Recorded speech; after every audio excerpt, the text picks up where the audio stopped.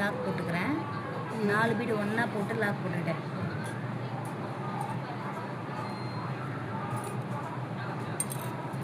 நாலு பீடு ஒன்றா எடுத்துகிட்டு லாக் போட்டுக்கிட்டேன். பார்த்துக்கிட்டிங்களா?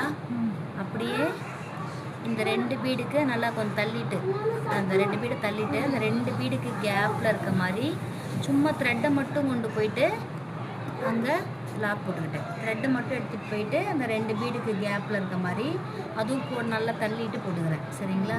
தனியாக தெரியாத அளவுக்கு.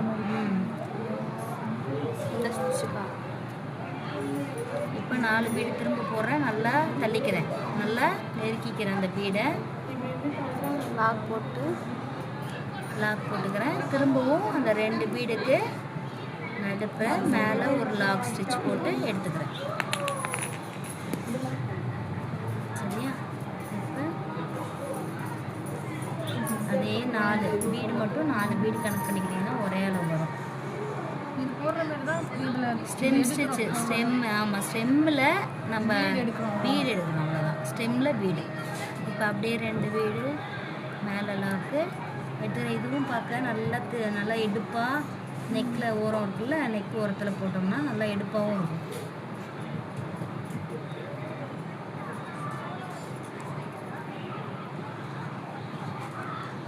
நல்லா தள்ளிக்கிறேன். த்ரெட்டு தெரியக்கூடாது, த்ரெட்டு தெரியாத அளவுக்கு.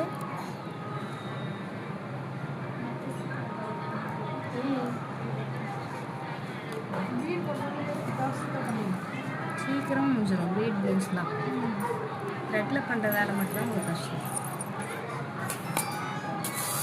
ஓகேங்க, இருந்துச்சா? நல்லா தள்ளிட்டு அந்த கோடு மட்டும் நம்ம அந்த கோடில் மட்டும் கரெக்டாக ஃபாலோ பண்ணிக்கணும்.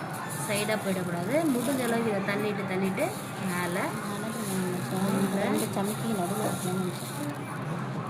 ஏன்னா இதுக்கு வந்து அப்படியே மேம் 2 ரவுண்டு போட சொல்லி அது சொல்லி